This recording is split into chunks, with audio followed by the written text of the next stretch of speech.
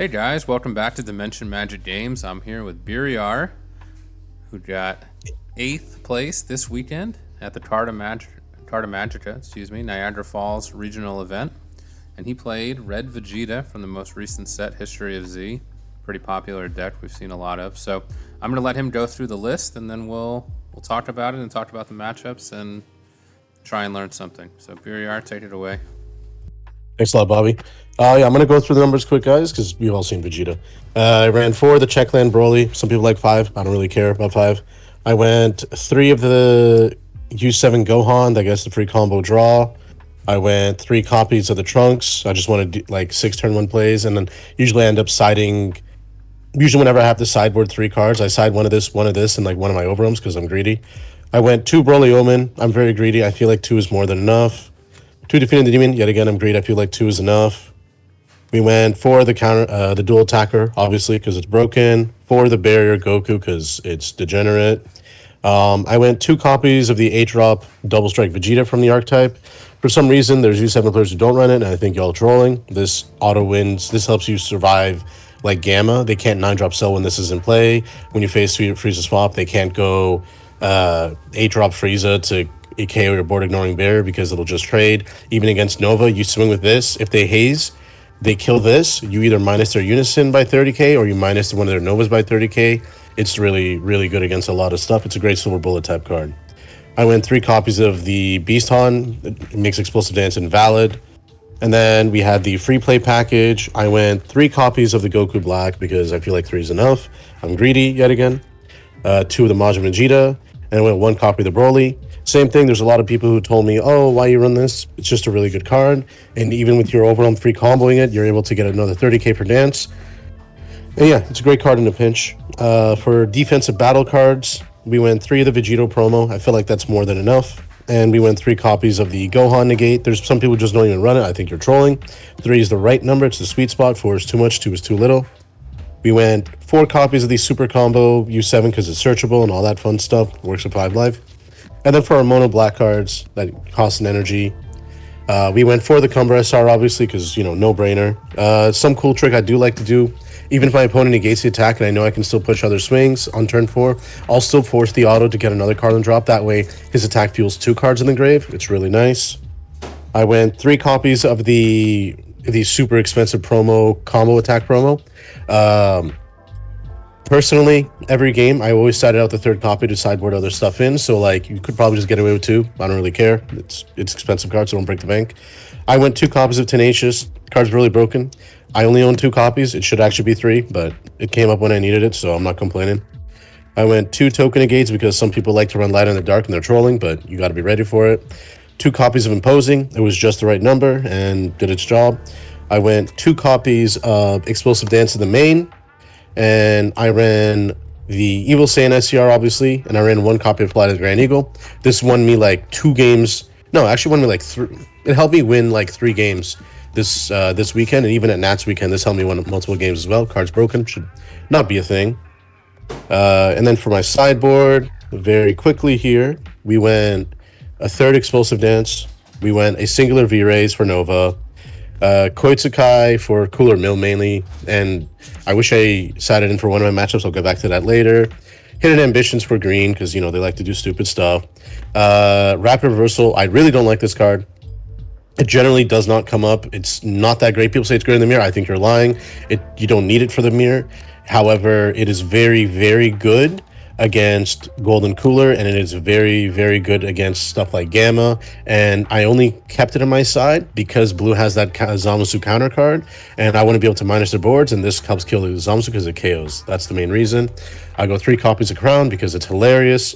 Making people discard cards is fantastic. When Blue bottom decks these cards, I've had games where Gamma players go, oh, I'm going to do the Gohan Floodgate. I go, cool, and they pass the energy up, and I go, Crown, rip a card out, swing, bottom deck my Crown, play another Crown, swing, bottom deck my Crown, and then shuffle my deck with something, and then draw back into the Crowns to do it again. It's fantastic. 2 Protected People, great for the mirror match, great against Golden Cooler, great against some other matchups as well. Just a broken card, honestly. And then I went 2 copies of Competitive Saiyan Spirit. This is a super interesting tech card that I run. This is mainly for the mirror match. It destroys the mirror. If your opponent goes Vegito counterattack, you can just go activate battle minus 20k to play this guy, and it gets 5k power for each energy you have. Late game, this genuinely could be a 40k beater on like turn 6. Turn 5 it's a 35k beater, and on defense it can be in your leader. This does come up, and also it's great against the Broly deck, like the big iron Broly, whatever the heck people like to call it, because yet again, this minus is something 20k, so you can just clear an annoying like garlic or whatever the heck, and it's a 40k 35k beater. The deck does not like 25k pokes, and it does not like 35k pokes, so this is really good against those types of decks, and it did help me in the mirror that I faced. And then for the Z deck, I'm gonna go literally by order of use. We went 2 copies of the Gogeta. I mean, it's a broken card. It's usually your turn 2 play in like almost every matchup. We went 1 Omega. Omega is super important for the mirror match going second. It's also great against other unison reliant decks like Nova, like Cell, Golden Cooler. It's just a really strong Z unison. And honestly, there's sometimes an argument to even put it at 2, but like I don't know about that one. You can't make the space. 2 Mighty Blast. I'll be honest, I never actually needed to cast the second one, but like you should run 2 because you will have a game where you need to. But I never had to this whole weekend. 1 was enough for me. The Jiren's Unison, I won like 3 games, I think 2 games, I think 2 games for sure. I won off the Jiren's Unison as well. 25k dual attack was invaluable. The SSG Goku, I think I used it in one of my matches. Yeah, I used it in one of my matches. I definitely got a dub because of it. The SS4 Goku, warp a card of any cost, that's fantastic. Defender of Life, I use that as well. All these ones came up. The only one that actually did not come up was the Gogeta Double Striker. It just, I never had a game where I needed to use it or it was the right time to use it. So this was technically useless, but you should run it. And that's like the list itself. Okay, so a lot of it looks like standard fare for Vegeta, right? We've seen this in many lists, but the Flight of the Grand Eagle, can you go through why you chose that as a tech piece and what matchups it came up in? So the main thing with Flight of the Grand Eagle, so this is something I learned at Nats Weekend, right? Because I did a bunch of the mirror match, all that back there too. Was I had in my sideboard then, and I realized every single game I found myself just siding it in every single game, and it's like, well, logically, if I'm siding a card in every game, I should just mainboard it. But the big thing is, you know, Red has a lot of free defense. We have token negates, we got Vegito negate, we got imposing, we got all this other stuff, right? And usually people have all those those are all things they check mark. Okay, this is gone, this is gone, this is gone, this is gone, this is gone, right? And then they take you down a 1, and then they're like, all right, I gotta get this swing, I gotta make sure this swing counts, we gotta kill this red player or we're gonna die on the crackback, right? So what is it they do? They don't bother clearing the board. They go, all right, I'm gonna tap out, and I'm going to play this big boss monster, an SCR, whatever the heck you name it, and I'm going to try and kill you, right? And then you just go, all right, minus 10k 2 of my cards, plus 100k. Go ahead. I'm 115k leader. Combo away. Oh, you're not going to combo? Oh, you're tapped out. Okay, then. I guess I'm going to get you on the crackback. Or, so like for the weekend itself, it came up when I faced I'll go on the matchups later, but it came up against a Golden Cooler. It came up against a Cell. It came up in the mirror match. It came up in one. I don't remember which other match. It did come up in one more matchup, but you either use it when you're exactly at 1 life and you're trying to bait him into tapping out, or you want to do it when you don't want to like take a certain hit. Like for example, against Cell, he had gone Solidarity. I was at 3 life and he gone Solidarity. And yes, I had Vegito in hand, and I could have very easily gone play Vegito, take a life, and you know, beat the Solidarity swing, but then Solidarity would still pitch a card out of my hand and would still kill the Vegito, and I would go down 2 life, and I'm facing Cell. There's always a threat of him going swing, bursting rage, EDK into like Giro and just chomp on me, right? If I don't have the right stuff. So this being able to keep me secure at 3 life matters a lot, because then now he has to go play something else. I maybe KO something on play, I bait it out, and then I go into the Vegito, beat that, Coke negate, beat the, like stop that, and then they can't kill me, right? So it's either to stop you from going from like 3 to 1, or to just like bait them into that final shotgun. But it really just depends on that scenario. But this is really effective at preventing that. And also, this is a personal thing for me, is I always expect to face yellow U7 Goku. That deck's really strong, and I know most people don't play the Victory Strike. I don't care. Most people don't run the Victory Strike. There are some sick people out there who do, including myself. I do. And if I'm running it, I know other people will. And there's nothing more hilarious than them spend the whole game trying to play Victory Strike, and I just go, cool, my leader's 100k. Go ahead, man. We'll play the combo game. I think I'll win it, right? That makes sense. So you went X1 over the weekend. I believe there was 6 rounds. So if you want to just go through quickly what you played and Yeah. the matchups and how it played out. Yeah. So round one, I faced Kid Q. It's a pretty good deck, but unfortunately, it's not Vegeta. Vegeta just has a better hand size. It has better matchups. It has better matchup spread, right? Kid Q is still a really strong deck, but unfortunately, the fact that my Goku Black warps cards in hand, the fact that the biggest appeal of Kidku was we could explosive dance really early and make it so it's really hard for our opponents to like push through damage effectively. But because our leader free combos, because the 8-drop Beast Han SR exists, like we don't actually care about that flood. We don't care about that floodgate as red decks anymore, and that's like one of the biggest strengths of Kidku. But with that not being as effective, it does really, really hurt the deck. And their draw power not being super strong, Bunny being banned, not having that recursion doesn't matter. Yep. Yeah, their 30k bodies are really hard to clear. And yeah, you're not clearing the full board. Like, I'm gonna be honest, like the match, there's multiple turns where you had like 2 or 3 skillless cards in play. They're all 30ks, but that's okay. If I dance effectively, I negate the right swings, I power protect their people or V-raise, things like that. You time your counters in the right way and you just win the matchup anyways. You would just always outvalue them is the problem. They have to catch you slipping. Is that matchup. That's true. And then round 2, I faced Golden Coolers, one of the Florida guys. Really, really nice guy. Unfortunately for him, and we talked about it too after the match, he tunnel visioned a bit too much on trying to protect his Unisons. And it was also one of the matches where I actually sat it in rapid reversal. This card sucks, but like in that matchup, it's really good. On his turn, like on my turn 2, or it was turn 2, I didn't win the dice, so I think on my turn 2, it was turn 3. I want to go swing all that. He does all the free plays, all that stuff. I bait out certain things.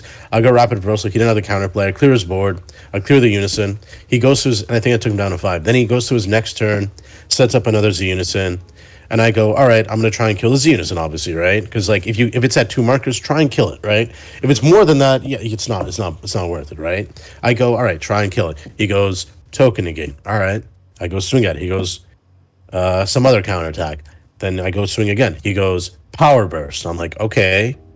And it's like, so you just took yourself, because I didn't even deal to it. Like, actually, I didn't take him. He took himself down from 6 to 3, basically. It's like, so you effectively your awaken dealt 2 to yourself, and then you dealt another 3 to yourself for, like you put yourself to 3 life for me. And it's like, okay, I defended his next turn, and I played Evil Sane on my next turn, and I took him down to 2 life just off Evil Sane, and then I pushed him down to 1. I pass back to him because he golden coolered me 2 turns straight. He tries to push me down. I did the combination of imposing plus protector of the people, and he wasn't able to seal the deal, basically. He wasn't able to kill me, and I got him on the crackback because when I had passed to him, he only had like 4 cards in hand. Because I was whittling his hand down, and because he wasted so much on trying to protect that Z Unison, he didn't maintain that powerful hand size you need. And I think he made an error as well where he didn't spam out Majin Zotos. Majin Zotos are a better Goku Black in every way. And and I feel like as Golden Cooler, you need to spam that card every turn. And then with the promo Cumber, you're able to spam another one in the same turn. Like, you spam that as much as you can, and you should win the matchup personally. But he tunnel visioned, and I capitalized. That's the main thing. I think if he played it a bit more conservative, I lose. Yeah, the Z Unison is very important to the strategy, but sometimes your Unison can just act as multiple negates, right? When your opponent is willing to kill it, you have to sometimes let it go. So I can see that. I do like how your 1 energy 25k dual attacker that you think is bad cleared the board and won you the game, but. Yeah. Bad card. It's not a great card. It's good in that matchup. I don't like the card. I'm gonna be honest, because I'm always far into the game that a 1 energy 25k dual board wipe. Board wipe. Yeah, not good. I don't know. It's not good. It's not great. It's not great. All right, so I don't like it. Round 3 was the mirror match. It was against Tiago. He also topped. I think he finished 13th with Red Vegeta. Sorry. I'm gonna be honest. Tiago's a really strong player. I'm not gonna say skill gap. but like it kind of was a little bit, but not really. He's one of my friends. He's a good friend of mine, right? So talking a little shit here, but he's a good friend. But he won the like this is the perfect scenario for him. He won the dice roll. He goes first. Opens multicolor. Opens one drop Gohan. Opening mill was nothing horrible. Just nothing bad. I go my opening. No multicolor. No turn one play. Mill super combo. Like, all right, fantastic, right? Draw my cards, pass. He does it turn two, standard turn two, play Gogeta, whatever. Draws a card off Gohan, passes back to me. I go greedy. I decided to not play around Brawly Omen. I only combo one card on leader swing. He goes Brawly Omen. I look at my hand. I have no play I can do turn two without losing out. I'm not going to play dual attacker to Gogeta. That's just a bad play. We're not bad players here, right? So I go past turn with two energy and energy marker up, just drawing off my leader, and that's it. And I just look at him like, all right, go ahead, man. Like, you know? And then, he tries to push me down a bit. On my next turn, I clear his Gogeta. I push back. I also slam down Evil Saiyan. I got to see Evil Saiyan. That was the only upside for me was I had Evil Saiyan in my turn one. So like I used that, I think on turn three or turn four, and I pushed him down. I think I took him down from like 5 life to 2 life. So I was able to pressure him down really good. But then his crackback was also really, really scary. But yet again, that combination of imposing plus protector of the people saved me. And also the this Vegeta, this activate battle Vegeta, I'd use it I think on my turn four, turn three in offense, and it let me clear a card and like put a lot of pressure on him. I was able to swing like 30k at it, 30k at him, and also clear something as well, like 2 for 1, and that also gave me a lot of value. He had to basically waste spot removal on this instead of other stuff, which was really nice. But yeah, we were very close to time. We were like maybe 7 minutes left. He's trying to do his aggressive stuff. And he had tapped out. This saved me. Flight of Grain. He was gonna kill me. If I didn't flight, I was gonna lose.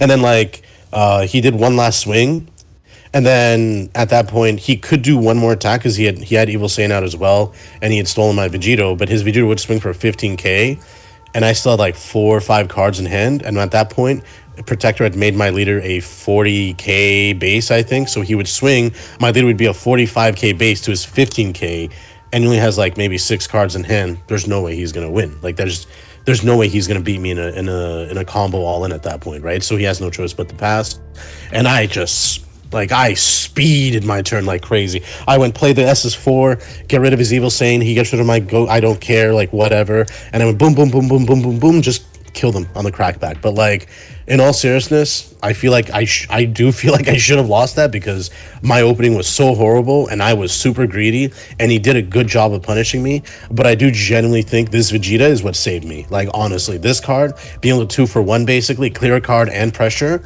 is I think one of the big reasons I was able to recover. If I didn't have this plus protector imposing, I think I'd die. I would not have beat him. I should have lost. Like he's a good player.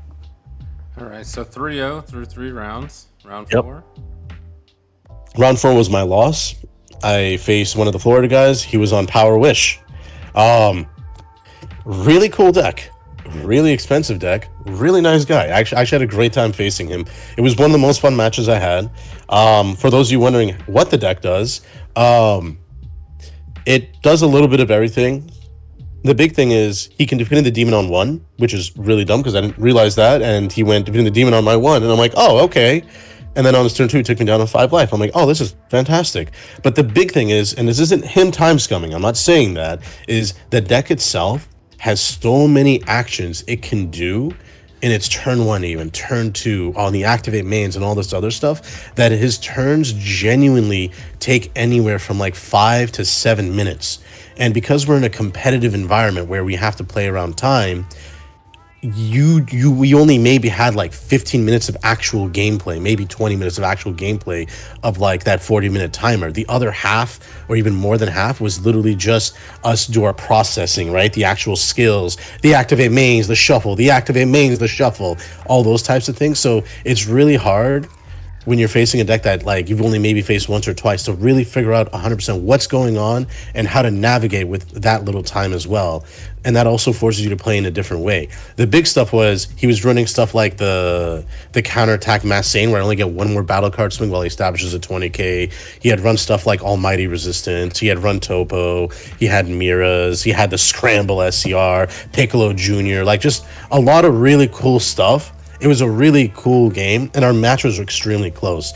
It ultimately came down to the fact that we both had to play around time, and I had a turn where I basically had to take him down to one, or I lose in time, and I was trying to dig for the Evil Sane, and I did not see it. If I had seen Evil Sane, I actually probably win that. Like I feel very confident. I see Evil Sane there.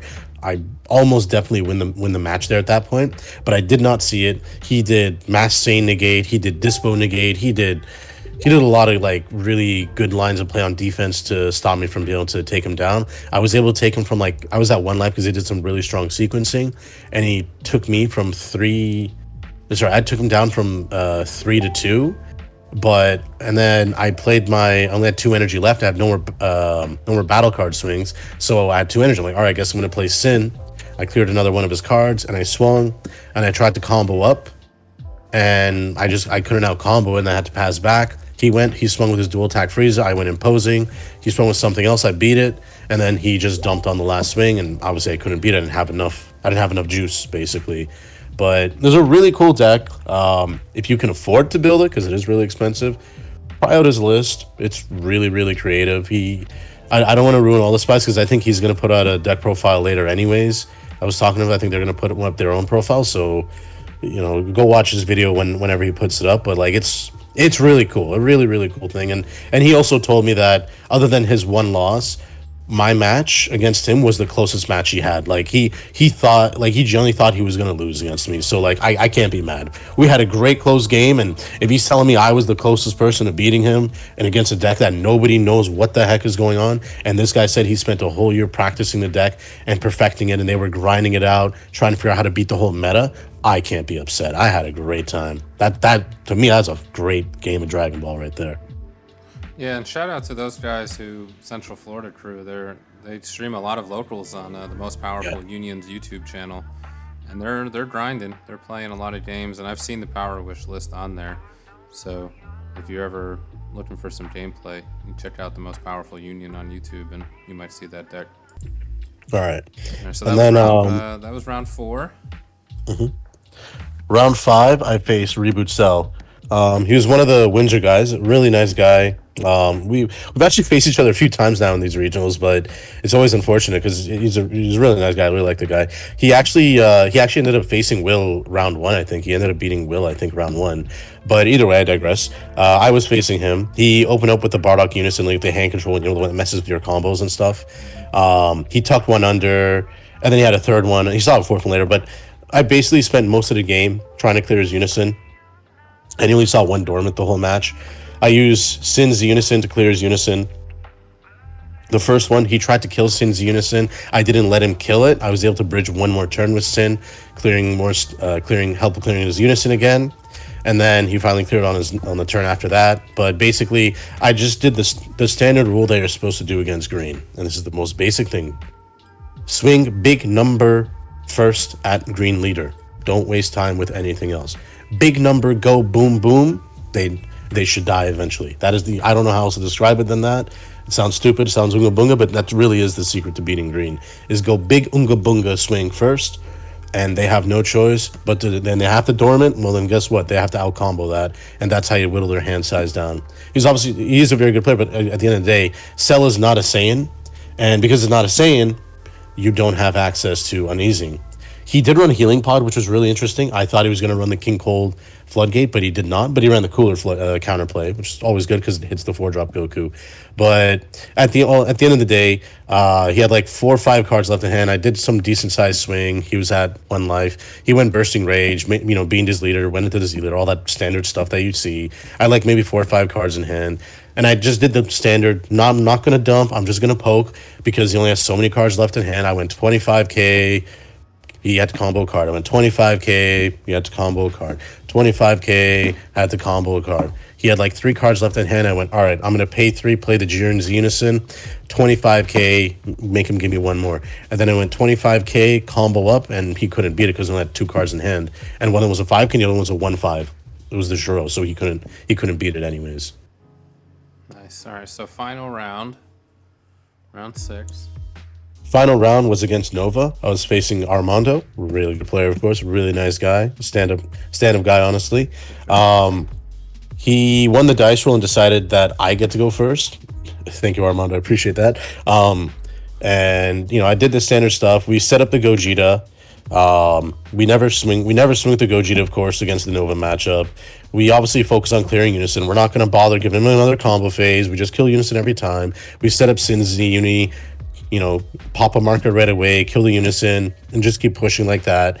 I slammed down the 8-drop Vegeta, and the 8-drop Vegeta literally bridged 3 turns. Like, it lived for 3 whole turns.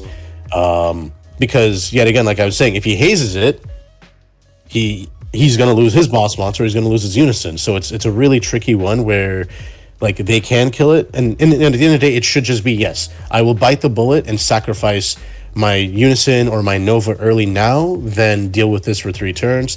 And I never, like, and obviously the big thing is never dump on anything against Nova. Just don't do it. Like, just don't do it, people. Just you can go 35k, no problem, but don't go any higher. Let him make the tough decision for you, right? And I just kept pushing. Mind you, at this point, like we were both, like, we're old friends. We were just having a fun game.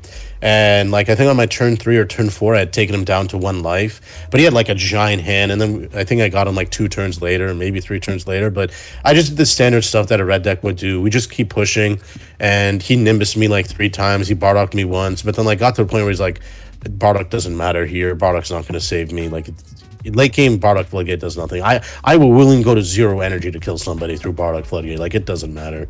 The card's a board wipe, and it's great early game, but it's not going to do anything to certain decks. Like, and I got him at the end of the day. But also, mind you, he also is a really cool guy. At one of his turns, he straight up said, he's like, just so you know, this is how much I respect you.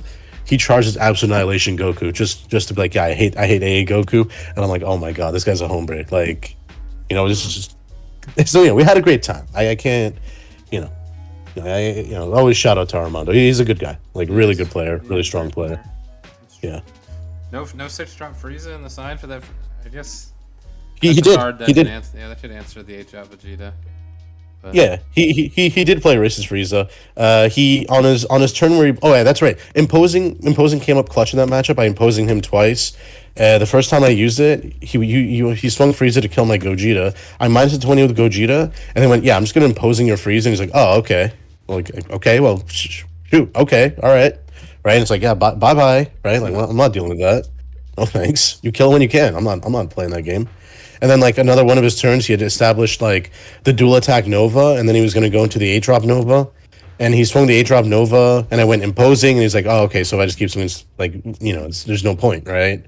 So, like, imposing is really nice against Nova. There might actually be an argument to run a 3rd copy somewhere in the side main. I don't know where I'd make the cut personally, because my list is extremely tight. Like, you can maybe consider cutting Hidden Ambitions, because good green players pay 1 for Dormant, bad green players don't, and desperate green players also don't when you're super desperate, but, like, whatever, right? yeah, that card comes up more, I feel like, against like a Power Burst or. Yeah. It doesn't even. My Magic. Most good players aren't. Yeah, Dimension Magic. Most green players have been got enough by that card where they're not. Yeah. They're not gonna let it happen again. All right, so 5-1, top 8. Your prospects for the rest of the season. You think you're gonna stick with Vegeta? Is that the play, or you want to move on, try something new? What are you thinking?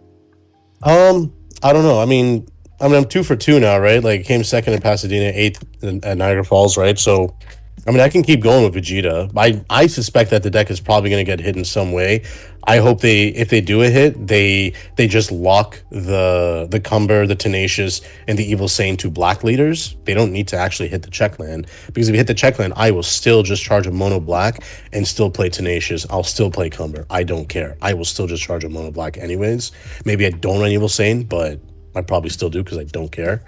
Maybe yes, maybe no, but that one's whatever. but like the deck's good. I don't know. It feels great to me because I always have been an aggressive red player, even though I've like half my tops have also been green. But there are some fun decks I actually do want to try out. There are some really strong sneaky stuff that I've been brewing in the back of my head, and maybe I'll throw some people some curveballs next month with the 2 online regionals. You might see something cool. Maybe I don't play Vegeta, but I'm not 100% certain. It has to feel good enough. The big thing for me is I've topped a lot of regionals, and I'm not happy with just topping regionals. I'm not satisfied with top 8ing, top 4. I'm not happy with that anymore. Even though it's a great thing, I want to win, and that's why I took Vegeta for this. Was I wanted to win, be number one, and if I take anything other than Vegeta, it has to be something that I feel I can win with, not top with. I feel I can top with anything at this point. Not to sound cocky, obviously I always put the practice in. I won't take a bad deck, but I need to take something I feel I can win. I feel I can win with Vegeta. So we'll see. Well, maybe I'm putting something spicy if I can win with it. So we'll catch Biriarr in June playing Nova. No, you'll never catch me doing that. You'll never catch me on that. Nope. If you need a deck that wins, that seems to be the one. So Not my style. hopefully between the next couple events, we did a list and shake things up a little bit, because this is going to be a long meta. We'll get the anniversary box here soon, but yeah, a lot of decks to play. Very diverse meta. I think there's 7 different decks in the top 8 this weekend, so that was neat.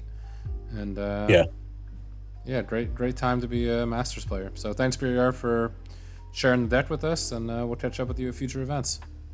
Thank you very much, my friend. I'll see you all around.